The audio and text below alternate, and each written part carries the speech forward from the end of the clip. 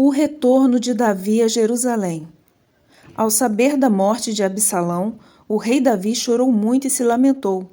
E por essa razão, a alegria virou tristeza para toda a tropa de Davi, porque souberam da tristeza do rei pela morte do seu filho. Por causa disso, os soldados retornaram à cidade em silêncio, assim como fazem os soldados que voltam da batalha envergonhados. O rei Davi, com o rosto coberto, lamentava em voz alta a perda do filho. Joabe, o comandante do exército de Davi, então, foi até ele e o repreendeu, dizendo: Hoje o Senhor humilhou os seus soldados, aqueles que salvaram a sua vida, a vida dos seus filhos e filhas e a vida das suas esposas e concubinas.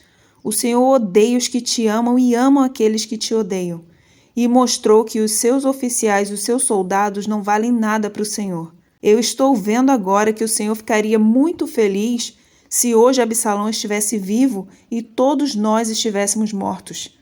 Vá agora e dê uma palavra de elogio aos seus soldados. Se não fizer isso, eu juro, em nome de Deus, o Senhor, que amanhã de manhã nenhum deles estará ao seu lado, e esse seria o pior desastre de toda a sua vida. Então o rei se levantou e foi sentar-se perto do portão da cidade, e os seus soldados souberam que ele estava lá e se reuniram todos à volta dele. Enquanto isso, todos os israelitas, aqueles que apoiaram a Absalão, fugiram, cada um para sua casa. E em todo o país eles começaram a brigar. Eles diziam: o rei Davi nos livrou dos nossos inimigos. Ele nos livrou dos filisteus, mas agora fugiu de Absalão e saiu do país. Nós escolhemos Absalão para ser o nosso rei, mas ele morreu na batalha. Então por que não tentamos trazer o rei Davi de volta? O rei Davi ficou sabendo que os israelitas estavam dizendo isso. E então enviou os sacerdotes Zadok e Abiatar aos líderes de Judá para perguntarem o seguinte: por que vocês seriam os últimos a ajudar a trazer o rei de volta ao seu palácio? Vocês são meus parentes, da minha própria carne e do meu próprio sangue.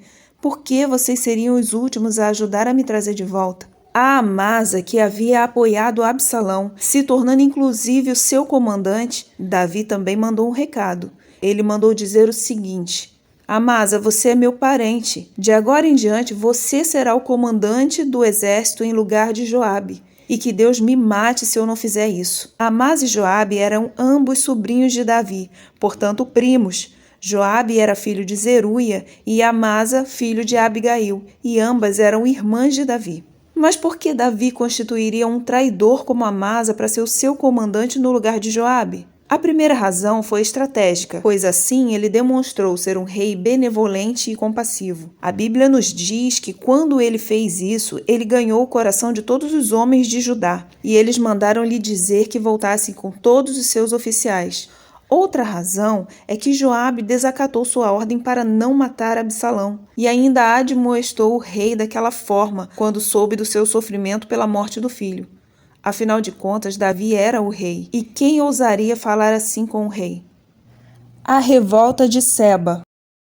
Havia ali um homem desprezível chamado Seba, da tribo de Benjamim, mesma tribo do falecido rei Saul. Seba tocou corneta para reunir o povo e gritou: Abaixo Davi! Não temos nada a ver com ele, não adianta nada segui-lo. Homens de Israel, vamos voltar para casa. Então todos os israelitas abandonaram Davi e foram com Seba. Mas os homens de Judá ficaram fiéis a Davi e o seguiram desde o rio Jordão até a cidade de Jerusalém. Então o rei disse a Amasa: Convoque todos os homens de Judá e esteja aqui de volta com eles depois de amanhã. Amasa saiu para convocar os homens, porém não voltou no dia que o rei havia marcado. Então Davi disse a Absai, irmão de Joabe: Seba vai nos dar trabalho mais do que Absalão. Pegue os meus homens e vá atrás dele. Senão ele poderá tomar algumas cidades cercadas de muralhas e escapar de nós. Então os homens de Joabe, os queretitas e os peletitas e os soldados mais valentes seguiram Absai. Eles saíram de Jerusalém para perseguir Seba. A morte de Amasa.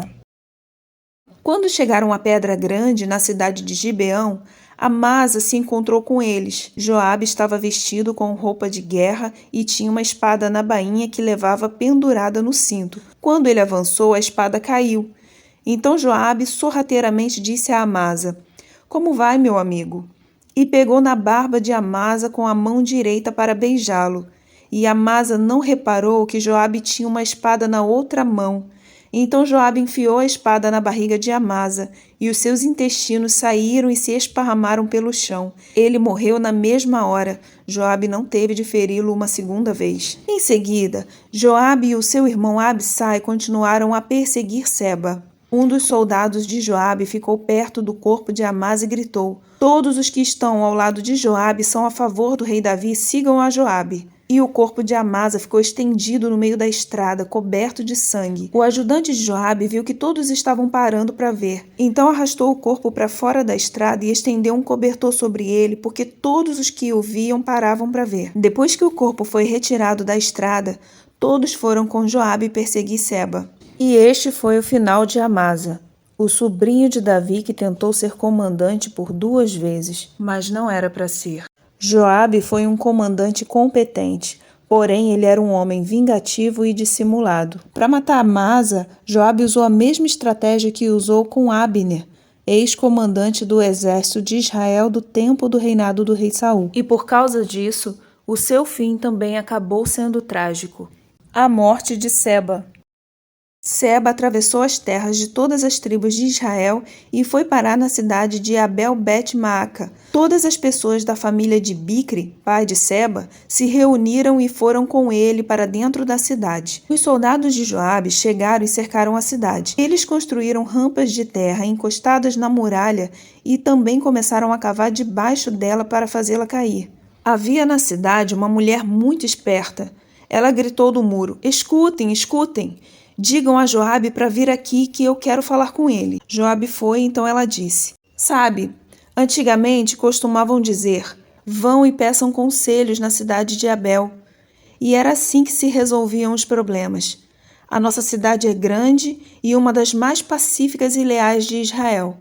Por que você está tentando destruí-la? Você quer arrasar o que pertence a Deus, o Senhor?" "Nunca", respondeu Joabe. "Eu nunca destruirei nem arrasarei a sua cidade. O nosso plano não é esse. Um homem da região montanhosa de Efraim, chamado Seba, filho de Bicri, começou uma revolta contra Davi, o nosso rei. Entreguem só esse homem e eu irei embora." Então ela respondeu: "Nós jogaremos a cabeça dele por cima da muralha para você." Aí ela foi dar o seu conselho ao povo da cidade, e eles cortaram a cabeça de Seba e a jogaram por cima do muro para Joabe. Então ele tocou a corneta, reuniu os homens e todos deixaram a cidade e voltaram para casa. Então Joabe voltou para perto do rei Davi em Jerusalém. E foi assim que aconteceu o retorno do rei Davi para Jerusalém após a morte do rebelde Absalão, a nomeação de Amasa para ocupar o cargo de Joabe como comandante do exército e a sua morte por Joabe e o fim de Seba. No fim, todos aqueles que se levantaram contra o rei Davi acabaram caindo. Isso é o que acontece com quem se levanta contra um ungido de Deus. Pois quem pode permanecer inocente depois de levantar a mão contra o ungido do Senhor?